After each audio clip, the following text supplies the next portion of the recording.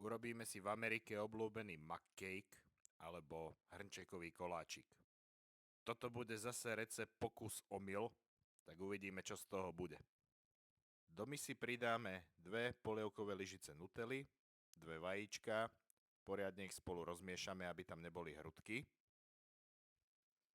Pridáme 2 polievkové lyžice hladkej múky. Opäť poriadne vymiešame a keď získame nejakú takúto konzistenciu, tak je to hotovo. Amíci to v tých svojich videách miešajú priamo v tých hrnčekoch a strkajú to do mikrovlnky. V tejto fáze by som to tam mal dať aj ja, ale ja s tým mám lepší plán, preto to celý čas dávam do tej zapekacej misky. Vyskúšam to upiec v teplozdušnej fritéze. 5 minút, 200 stupňov, uvidíme, čo z toho vznikne.